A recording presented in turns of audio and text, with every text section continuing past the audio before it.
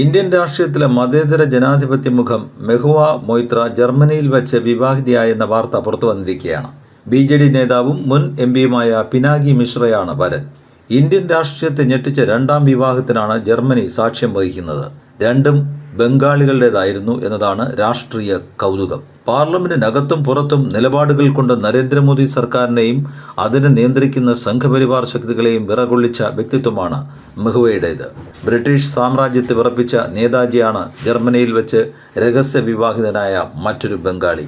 1934 Indian struggle എന്ന ആത്മകഥയുടെ ആദ്യ ഭാഗത്തിൻ്റെ രചനാ സമയത്താണ് നേതാജി എമിലി ഷെങ്കൽ എന്ന ഓസ്ട്രിയക്കാരിയെ പരിചയപ്പെടുന്നത്. ഇരുവരുടെയും പൊതു സുഹൃത്ത് ഡോക്ടർ RK മാഥൂർ ആയിരുന്നു അതിന് പിന്നിൽ.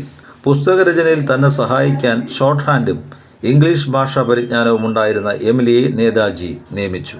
തുടർന്ന് ഇരുവരും തമ്മിലുള്ള ബന്ധം പതുക്കെ വളർന്നു. അത് പ്രണയത്തിലേക്ക് വഴിമാറി. 1934 ഇന്ത്യ സ്വാതന്ത്ര്യ സമരത്തിലെ സമാനതകളില്ലാത്ത വിപ്ലവകാരി എമിലിക്ക് എഴുതി, "I am always bad correspondent, but not a bad man, I hope." ഇതിലും വലിയ പ്രണയാഭ്യർത്ഥന അത് സ്വപ്നത്തിൽ മാത്രം എന്നാണ് ഈ ലേഖകന്റെ അഭിപ്രായം. പിന്നീട് അവർ നിരന്തരം കത്തുകൾ കൈമാറി. ഈ കത്തിലുടനീളം വിപ്ലവകാരിയായ സുഭാഷിൻ്റെ മറ്റൊരു മുഖം നമുക്ക് ദർശിക്കാൻ കഴിയും. ഈ കത്തുകൾ പിന്നീട് പുസ്തക രൂപത്തിലും പ്രകാശനം ചെയ്യപ്പെട്ടു. 1937 ഇരുവരും ഹിന്ദു മതാചാരപ്രകാരം വിവാഹിതരായി. എന്നാൽ ഈ വിവാഹത്തിന് പുരോഹിതനോ സാക്ഷികളോ ഉണ്ടായിരുന്നില്ല. ജർമ്മൻ വംശജയായ എമിലിയെ സുഭാഷ് വിവാഹം ചെയ്യുന്നതിൽ നാസികൾ എതിർപ്പ് പ്രകടിപ്പിക്കും എന്ന് കരുതിയായിരുന്നു അത്. ശുദ്ധ ആര്യവംശജരാണ് ജർമ്മൻകാർ.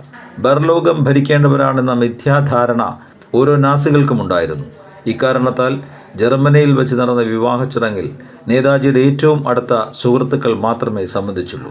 ഇന്ത്യയുടെ സമ്പൂർണ്ണ സ്വാതന്ത്ര്യവും സമഗ്ര വികസനവുമാണ് തൻ്റെ കടമ എന്ന് വിശ്വസിച്ചയാൾ ആയിരുന്നു സുഭാഷ് ചന്ദ്രബോസ്. അതുവരെ വിവാഹത്തെപ്പറ്റി പോലും അദ്ദേഹം ചിന്തിച്ചിരുന്നില്ല.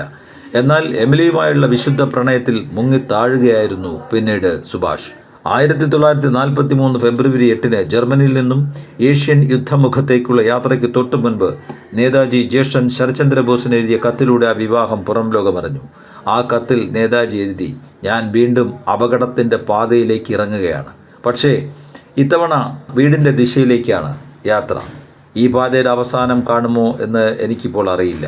ഞാൻ ഇവിടെ വച്ച് വിവാഹം കഴിച്ചു. ഒരു മകൾ എനിക്കുണ്ട്. എനിക്ക് ജീവിതം മുഴുവൻ അങ്ങ് നൽകിയ സ്നേഹം എൻ്റെ അഭാവത്തിൽ അവർക്ക് നൽകുക." മെഹുവയുടെ വിവാഹ വാർത്ത പെട്ടെന്ന് ഓർമ്മയിൽ കൊണ്ടുവന്നതും ബോസ് എമിലി വിവാഹമായിരുന്നു. മെഹുവയ്ക്ക് വിവാഹ മംഗളാശംസകൾ.